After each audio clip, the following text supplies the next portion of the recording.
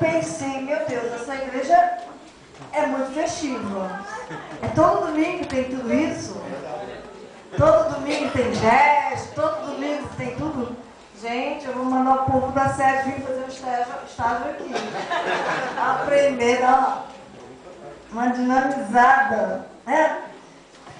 Mas é bom demais estarmos aqui. Eu quero compartilhar com vocês a palavra do Senhor. E eu peço a Deus que Deus fale aos nossos corações. Porque tudo que nós queremos na nossa vida é poder passar por situações e vencer as situações. E não morrermos nas situações. Dificuldade todo mundo tem. Problema todo mundo tem. A Bíblia diz que o dia mau chega. E ele chega às vezes chegando mesmo, né? Causando aqueles impactos na nossa vida. E para chegar não precisa nada, não anuncia, não faz nada. Simplesmente, às vezes, uma ida ao médico, um telefonema, deixa a gente preocupado, tira a gente do rumo. Mas a gente tem como vencer qualquer crise, qualquer dificuldade. Nós temos um Deus, e um Deus que peleja as nossas causas. Nós temos um Deus que nos ama. Nós temos um Deus que é conosco e que tem prazer em nos abençoar. Desde o momento em que eu creio nisso, eu tenho simplesmente que aprender que mesmo nas investidas que Satanás faz na minha vida, para que eu seja derrotada, eu tenho como vencer. A gente vai ler, eu peço que você que abra a sua Bíblia no livro de Esther, e eu vou contar a história de Esther para vocês, e a gente vai aprender algumas coisas nesse livro. A Bíblia diz, no livro de Esther, que o povo de Israel, a história começa com o povo de Israel que havia pecado e havia sido levado cativo para a Babilônia. E aí o Império Babilônico cai e surge o Império Medo-Persa, que é esse império que está aqui agora. E a Bíblia começa com o rei Assuero, que ele era governante, era o rei, né, da Pérsia. Nessa época, preste atenção aqui agora, ele era o rei e ele deu uma festa. E essa festa durou 180 dias. Ele deu uma festa aproximadamente 6 meses. Uma festa de 6 meses é festa pra caramba, né? Fala sério, né? Cansa. E aí ele deu essa festa, mas essa festa ele deu para os seus seus súditos, não súditos, mas para os seus oficiais, para a elite. Na realidade, essa festa foi dada para a elite. E a festa diz que era nos jardins, era com taças de ouro, e cada qual bebia numa taça de ouro, mas a festa teve um objetivo. Está tudo aqui no livro de Esther, depois você lê. O objetivo da festa era o rei mostrar para todos a sua riqueza, a sua ostentação que ele tinha de bom, né? Que o reinado dele possuía. E após essa festa, a Bíblia diz que ele deu uma outra festa, que durou apenas 7 dias. E essa festa já era para todo o povoado, para todo mundo que morava em Suzã. E ele deu essa festa, e no meio dessa festa, já bem alto, já tinha bebido todas, e ele manda chamar a rainha Vasti. E a rainha Vasti se recusa a ir. Ele manda os seus eunucos irem chamar, e a rainha Vasti se recusa a ir. Ela se recusa a ir porque havia uma lei em que ela não poderia ser apresentada assim, mas de qualquer jeito. Mas ele queria que ela largasse tudo, viesse com as suas vestes reais, porque ele queria apresentar, mostrar a beleza da rainha. O fato dela não ter ido e ter desobedecido causou uma grande ira no rei. E o rei chamou os seus conselheiros e foram perguntar: bom, o que eu vou fazer? Ela me desobedeceu em público. E os outros, com medo, de que as suas mulheres também fizessem a mesma coisa, deu a seguinte ideia: bota ela para correr e a gente arruma outra. E aí passou o tempo, Vasti saiu, né? Deixou de ser rainha, e o rei começou a sentir saudades dela. E no que o rei começou a sentir saudades, os seus conselheiros começaram a ficar preocupados, porque se ele traz Vasti de volta, o que vai ser de nós? Como é que nós vamos mandar? Como é que vai ser a coisa? E aí, rapidinho, eles arrumaram uma maneira: olha, vamos sair por todo as 127 províncias que nós temos, que o rei tem, e vamos buscar as jovens para que elas venham se apresentar, e de uma delas o senhor escolhe para ser rei, para ser rainha. O rei concordou, cataram-se as jovens.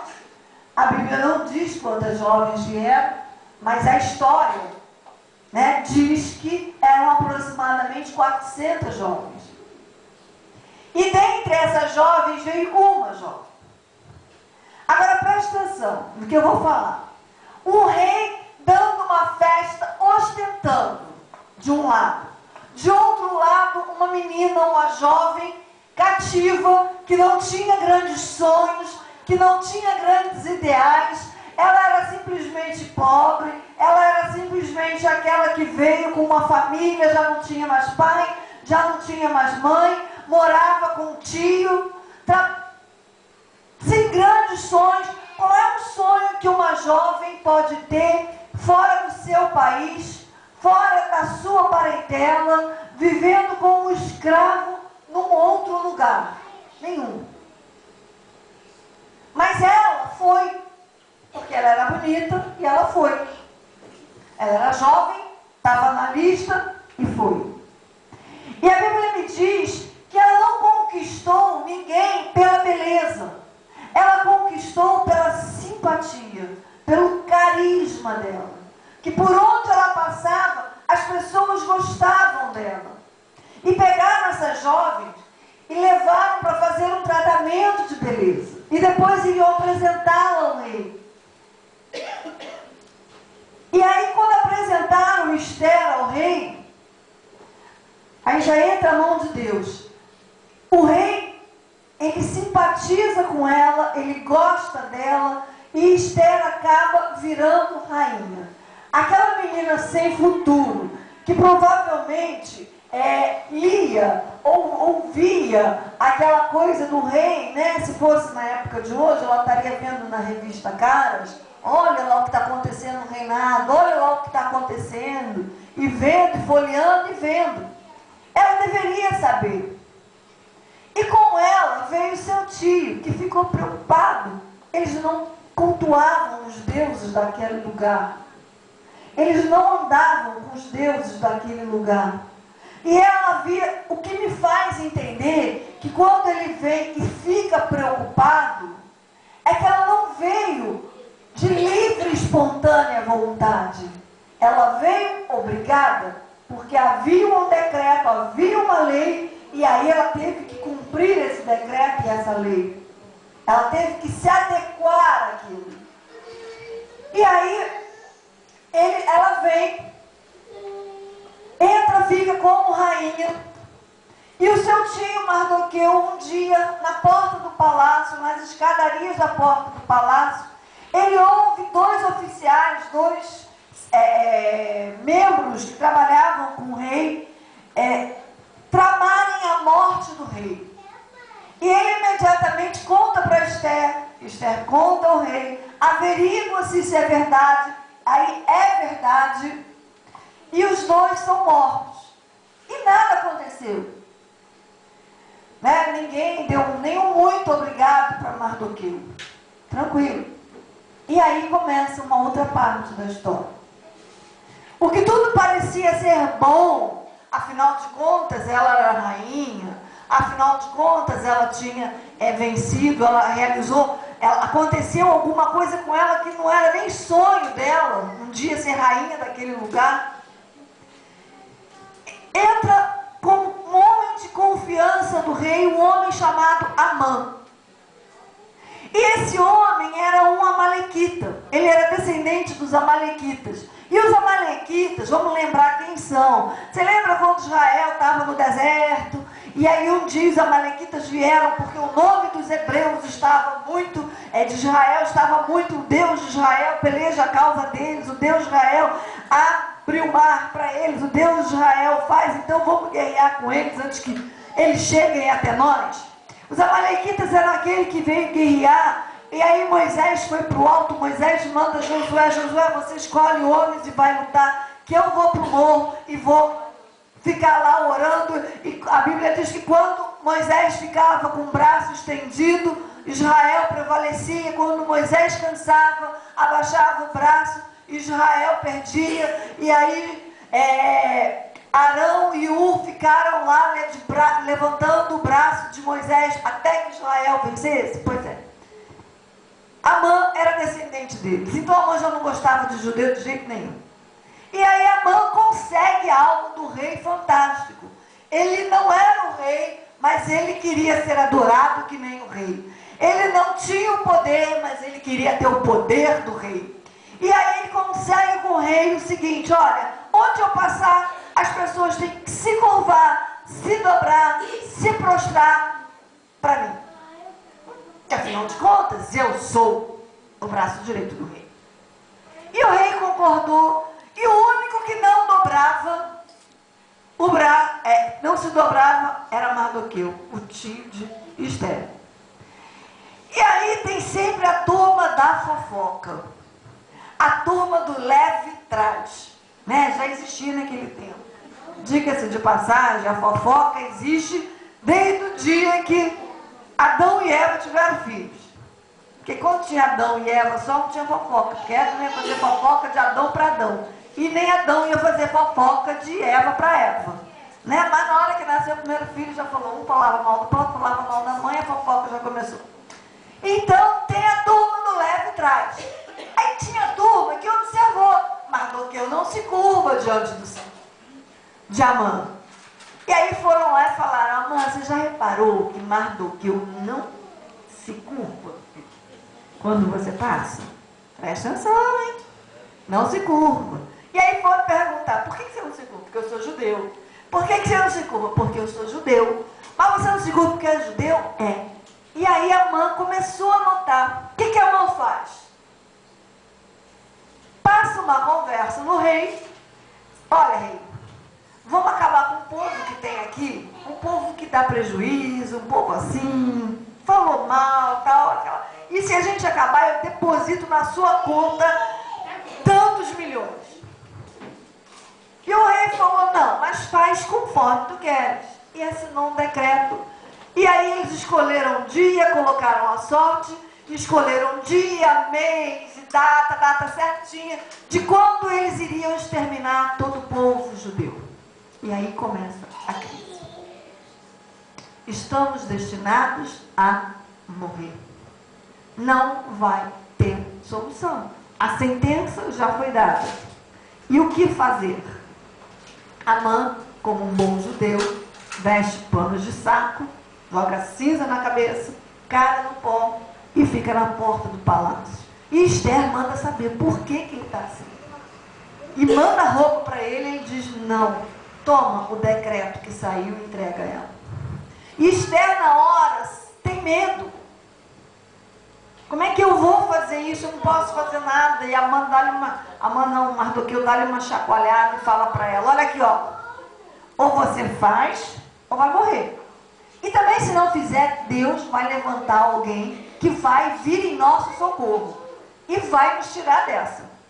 E bom, aí ela vai e fala assim: tá bom, então vamos fazer uma coisa.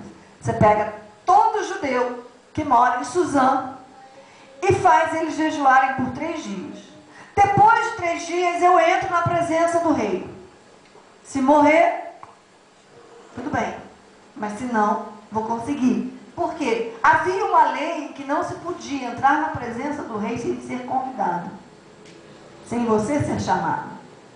E aí ela vai, jejua e entra na presença do rei.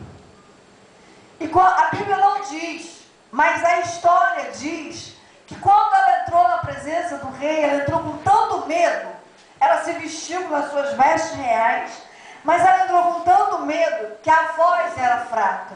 E ela cambaleou a ponto das suas damas virem e segurarem. E o rei vai ao encontro dela, preocupado com o que está acontecendo. O rei vai ao encontro dela para sustentar e para respeitar a lei, né, de que não se poderia entrar na presença dele. É por isso que ele toca o cedro dela. E aí ele vai e fala para ela o que a Bíblia já diz que fala: pede até metade do meu reino que eu te dou. Por que que ele pediu isso? Porque ele viu medo nela. E ele sabia que se ela estava entrando na presença dele, se ela estava indo lá, é porque alguma coisa ela queria. Ela não ia lá à toa, né? Não era comum. Então, ela vai, fala, e quando ele pergunta, ela fala: não, eu só quero que o senhor venha jantar, ceiar comigo, eu vou fazer um jantar. E aí vem o senhor e vem Amã, vem o rei e vem Amã. Amã se sentiu o cara. Eu vou jantar com a rainha e com o rei. Só dá eu. Não tem mais ninguém neste palácio convidado. E foi. Quando ele saiu, quando ele estava no jantar, o rei vira para Esther e fala: Esther, o que você quer? Né? Na linguagem de Deus, fala, o que você quer? Esse jantar não está de graça, tem um precinho para pagar. Tem a conta aí para pagar. Qual é? E ele vai e pergunta: pede o que queres, que até metade do meu reino eu te dou. E ela falou: não, vem jantar amanhã de novo. O rei e a mãe, novamente. O rei: tá bom, vamos vir jantar amanhã de novo. E aí o que aconteceu? Quando Amã saiu de lá, deu de cara com Mardoqueu na porta do palácio de novo. E Mardoqueu não se dobrou. Ele ficou tão irado, mas ele deu uma segurada na ira dele. Por quê? No dia seguinte ele ia jantar de novo com o rei. Ele estava tão feliz que ele tinha jantado e ia jantar de novo. Nossa, que coisa boa! E aí o que ele faz? Ele vai para casa. Quando ele vai para casa, ele começa a se gabar. Olha, eu fui jantar com o rei, eu sou um homem próspero, olha os meus filhos, olha o que eu conquistei, olha o que eu tenho. E aí ele vai e fala para a mulher: só tem um cara que me tira do sério, é um tal de Mardoqueu, que quando eu passo, aquele infeliz não se dobra para mim.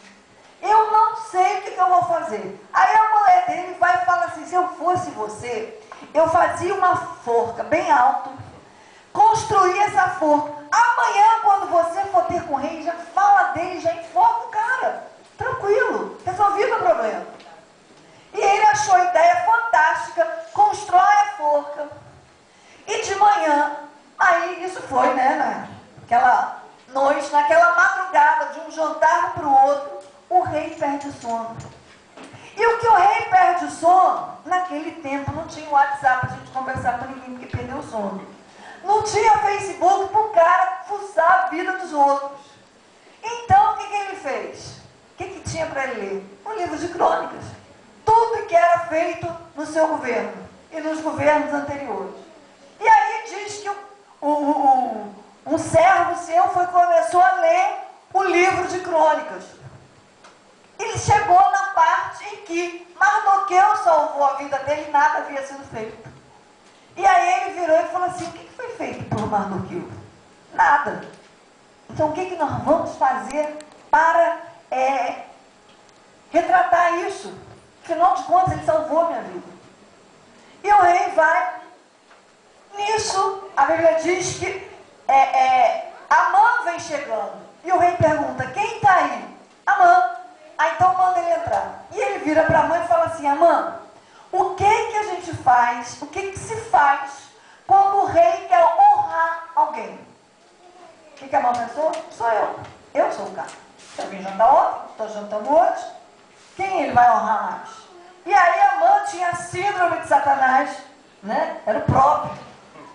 Queria ser rei, mas não era um rei. Queria ser adorado, mas não era para ser adorado. Ele virou e falou assim: olha, se eu fosse o senhor, eu fazia uma réplica da coroa real.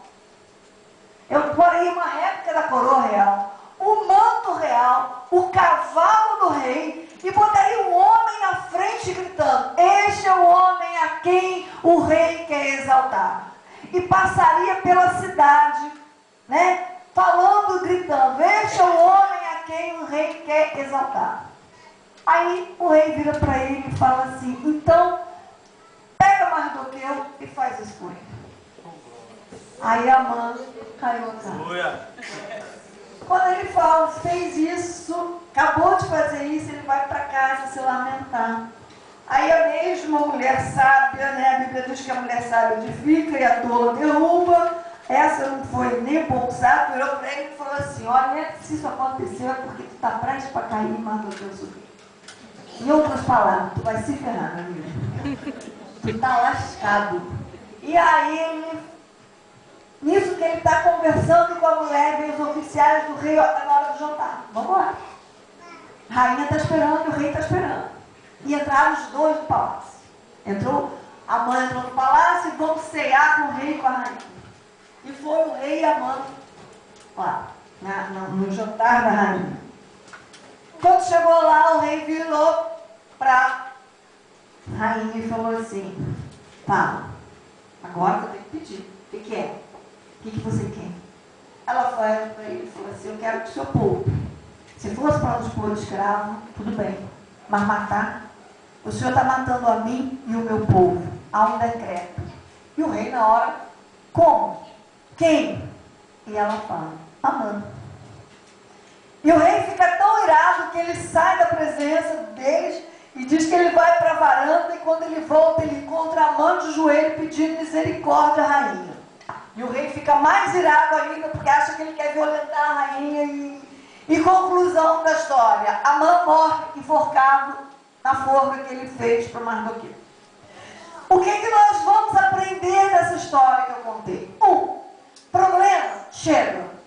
Primeira coisa que eu vou aprender com Esther: eu não vou perder o controle. Eu não vou perder o meu controle emocional porque eu estou passando por alguma coisa. Eu estou prestes até morrer, mas eu vou me segurar, eu vou buscar, eu vou orar, eu vou pedir ao meu Deus que me dê vitória. Eu acredito nele, eu confio nele, então é nele que eu vou pedir. Eu não vou me desesperar, eu vou acalmar. Né? A gente aprende que o pânico não leva a nada. Toda vez que você já deve ter ouvido isso. Numa situação de emergência, não entre em pânico, porque senão você morre. Você já ouviu isso, não já? Você já ouviu isso em algum lugar? Porque a gente ouve isso. Pânico, né? Um acidente, você sofre um acidente, acontece alguma coisa, ou você está passando, acontece algum acidente. A primeira coisa que te falam é: não entre em pânico. Porque em pânico você surta e você não consegue dar conta do recado. Você não acha o telefone, você não consegue ser frio a ponto de pegar o telefone e ligar para o socorro. Então, eu não posso perder o controle das minhas emoções. Eu não posso me deixar levar pela emoção, pela situação. Mas eu tenho que me manter de pé e firme. Decreto aconteceu? Tudo bem. Vamos orar e vamos jejuar. Mas eu não vou perder o controle. E não vou perder essa guerra. A segunda coisa que nós vamos aprender com Esther é: ela orou, ela buscou, e provavelmente a estratégia que Deus deu a ela foi um jantar. Ela não sabia como chegar ao rei e falar aquilo. Ela teve que ir, né, no bom português, comendo mingau pelas beiradas, até chegar. Então, não duvide da estratégia que Deus te dá. Você está no meio de uma luta e Deus de repente te dá uma ideia e você fala assim: eu não acredito que isso vai dar certo. Vamos parar para pensar. Quem ia acreditar que um jantar ia dar no que deu? Ela vai lá, ele vai lá no jantar, vai beber, eu não vou conseguir falar com ele. E vai acabar em pizza esse jantar e acabou o assunto e vai todo mundo morrer. Não duvide daquilo que Deus coloca. Se você está buscando Se você está orando, não duvide do que Deus vai colocar no seu coração para você fazer. Você está no meio de uma luta, de repente você está no meio, isso eu ouvi de uma irmã, tá? Pastora, eu estava no meio de uma luta, eu não tinha o que comer dentro de casa, e eu não sabia o que fazer. Um dia, Deus me ensinou, eu aprendi com uma irmã a fazer salgadinho. Ela falou, olha, durante muito tempo, eu sobrevivi fazendo salgadinho para fora. Foi a estratégia que Deus deu a ela. Foi a estratégia que Deus deu para ela viver naquele momento. Até o marido dela arrumar e ficar firme. Ficou firme na Caterpillar por não sei quantos anos e se aposentou lá. Mas isso foi um momento de quê? De crise. E nesse momento de crise, ela foi lá e fez aquilo que Deus tinha colocado no coração dela. Você já imaginou se ela não acredita? Você já imaginou se Esther também acredita? Poxa, fazer um jantar, o que é um jantar diante desse problema todo?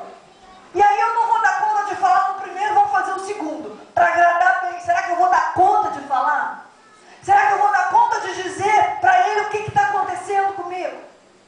Então, minha irmã, não duvide da estratégia que Deus vai te dar. Não tenha medo de arriscar. Não tenha medo de fazer. Se Deus colocou no teu coração, faz. Porque Deus vai estar junto, vai abençoar, vai honrar e você vai ver a mão de Deus sobre a sua vida.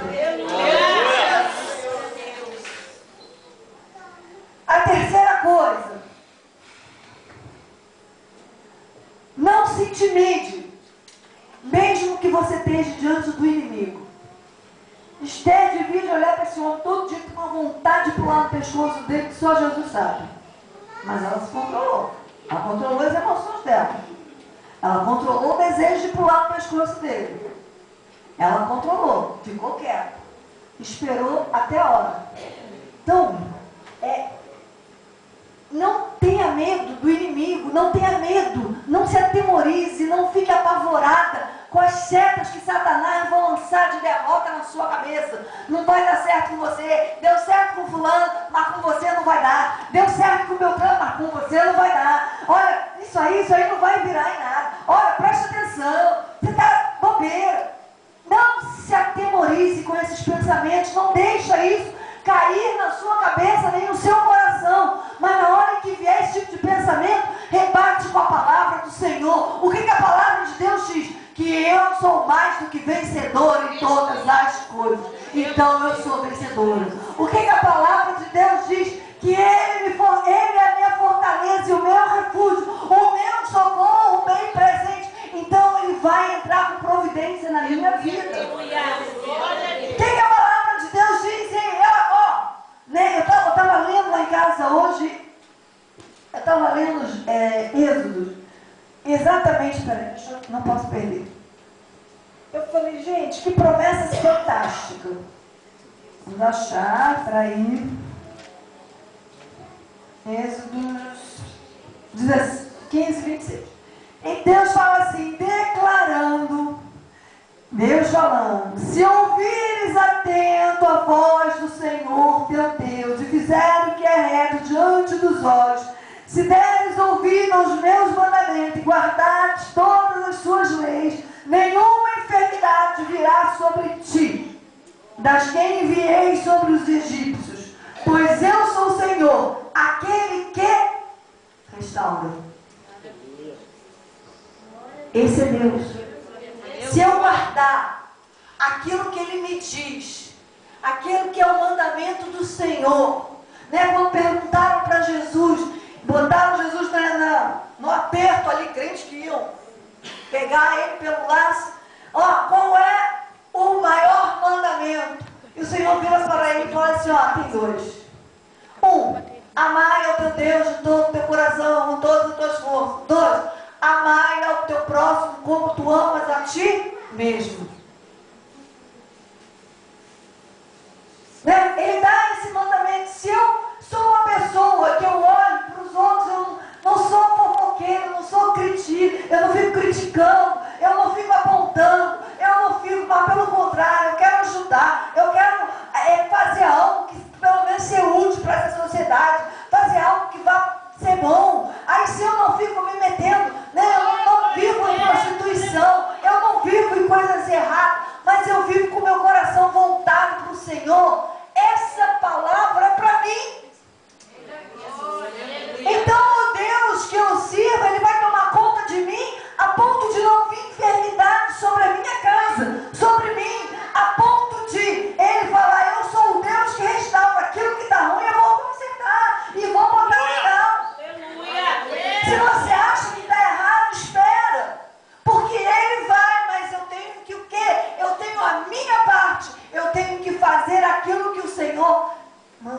fazer.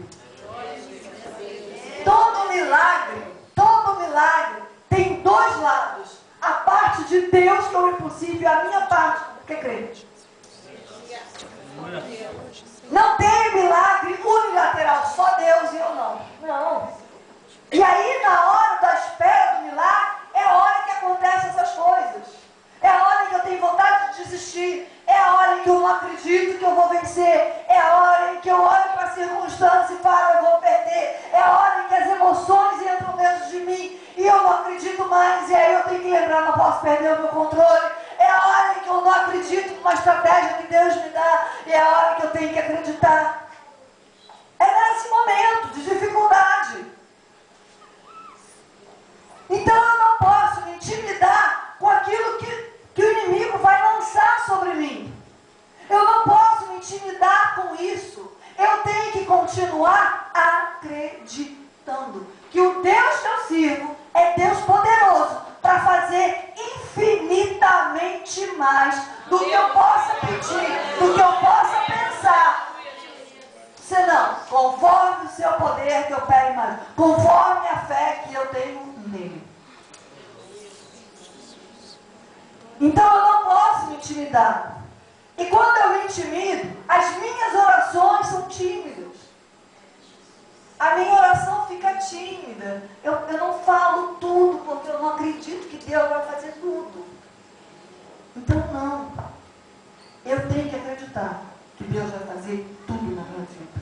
Eu estou doente, então eu vou acreditar, porque o Senhor, quando chegava nas multidões, onde ele chegava, a Bíblia diz que ele curava todos. Ele não curava um, dois. Se ele chegasse num lugar, tivesse 400, eram os 400 que ele curava. Se ele chegasse num lugar, tivesse 1000, eram os 1000 que ele curava. Se ele chegasse num lugar, tivesse um, era aquele um que ele curava. Porque todos são todos. Sobra um. E aí, a quarta coisa, que para a mulher às vezes é um pouco difícil. Eu concordo. Fale somente no momento certo, na hora certa. A gente adora falar. A gente, no momento de dificuldade, a gente quer falar, a gente quer falar, a gente quer falar, a gente pega o telefone e fala para um, fala para outro, fala para outro, fala para outro, briga desnecessária, arruma confusão dentro de casa, a gente arruma briga na cabeça, a gente consegue imaginar diálogos que nunca vão acontecer. Eu vou falar isso, se fulano falar aquilo, eu vou falar aquilo outro, e se ele falar isso, eu falo mais assim, e se ele falar aquilo, eu vou falar mais um pouco. Não é assim? E aí esse diálogo não vai acontecer nunca. Mas ele, como você está, aí você já chega pronto, armado para matar. Minha irmã segura a onda, meu irmão segura a onda. Tá com raiva, vai na cozinha, pega um copo d'água e bebe. Fecha a boca de água, mas não briga desnecessário, não faz besteira. Sabe por quê? São duas coisas. Você vai ter que se arrepender e ainda vai ter que pedir desculpa. Então fica quieto, não briga à toa. Encolhe e vai embora. Porque daqui a pouco a raiva passa, daqui a pouco você tem que falar, você tem que conversar, você vai fazer o quê? Vai ficar brigado o resto da vida? Não vai. Então a gente tem que o quê? Falar na hora certa. Abrir a boca para falar o que é construtivo. E na hora certa. Isso aqui foi a estratégia de vitória que eu olhei e vi na vida de Esther. Na hora do sufoco, ela não perdeu o controle. A primeira coisa que ela fez foi ir para o joelho e oração. A segunda coisa que ela fez foi ouvir a voz de Deus. Qual é a estratégia para eu chegar lá? Eu preciso chegar ao rei e falar. Agora, como que eu vou chegar ao rei? Eu preciso dessa estratégia. Eu preciso chegar para o meu patrão e falar para ele, olha, eu preciso de um aumento. Eu preciso chegar para Deus e falar, Senhor, eu preciso disso. Eu estou precisando de uma casa. O meu objetivo é ter uma casa. Como é que eu vou chegar lá? É isso aqui que você tem que entender. Eu não vou perder o controle, eu vou saber qual é a estratégia, qual é o meu objetivo, qual é o objetivo de Esther? Contar para o rei e desfazer aquele laço. Então, como é que eu vou chegar lá? É a estratégia que Deus deu. Vou juntar.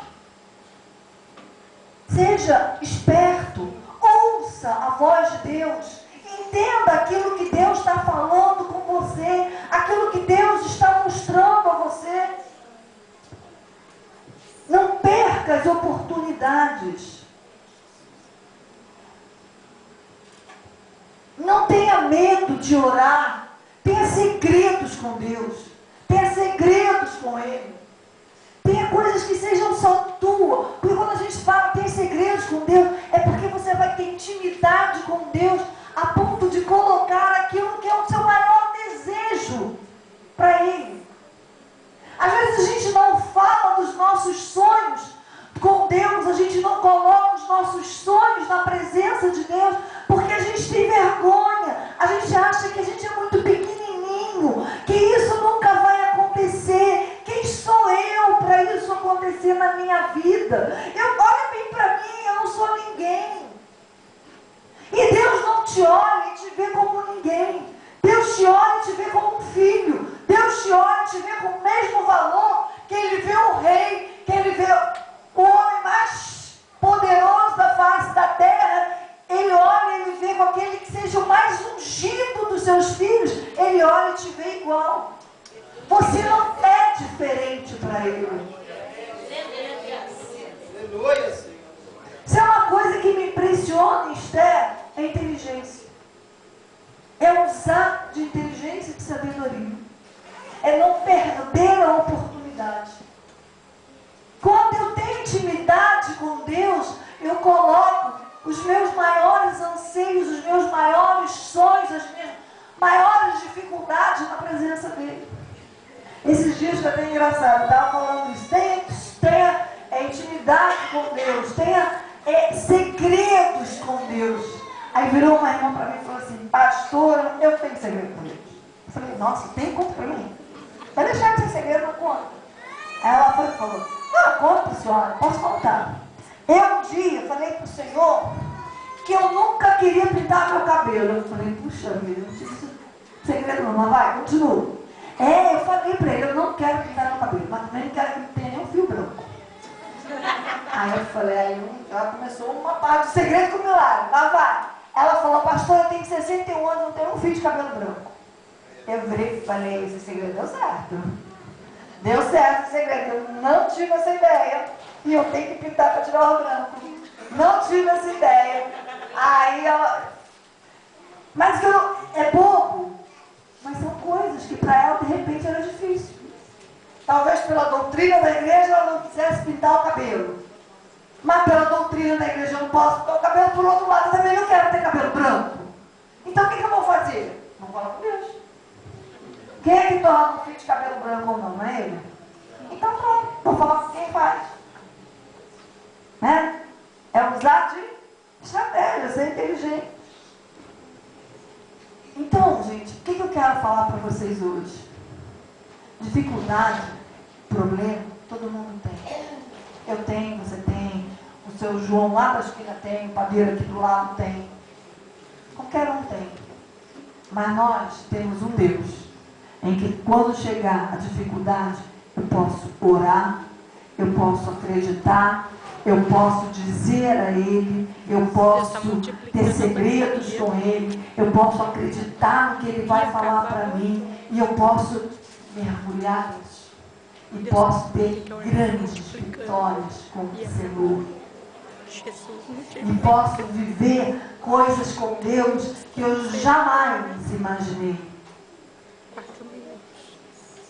Esther era uma menina sem futuro.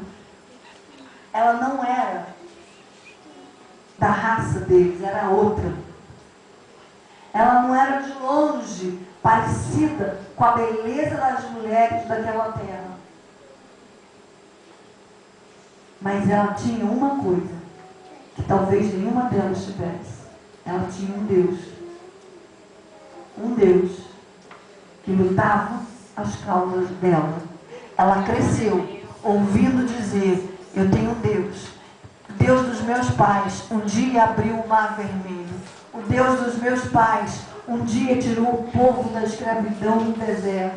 O Deus dos meus pais salvou. O Deus dos meus pais botou o povo numa terra prometida. Hoje eu estou aqui pagando um preço que não fui eu quem pecou, foram meus líderes, foram os meus governantes que levou o povo a errar. E hoje eu estou aqui, mas eu tenho um Deus que vai me tirar dessa. Esse é o Deus que eu e você servimos. Então hoje eu vim aqui te dizer, minha irmã, não perca o controle diante da situação. Acredite no Senhor. Acredite na tua vitória, porque é certa. Acredita naquilo que Deus está dizendo que vai fazer, naquilo que Deus está te prometendo, porque Ele é fiel e justo para cumprir tudo aquilo que Ele fala a seu respeito. Acredite no que Deus tem para você. Não olhe para você e se ache: eu não sou digno, eu não tenho condições, eu não posso. Tudo bem, eu até não posso, mas eu tenho um Deus que pode. E eu vou ouvir a voz dele. E se ele mandar eu fazer, eu vou fazer. E se ele falar que é porque é. Pode inventar contrário, pode chover o que for, podem levantar e dizer: você não vai dar certo. E eu vou continuar olhando para ele, e eu vou continuar acreditando que vai dar certo, porque quem falou foi Deus. E se ele falou, não tem homem que vá botar o contrário.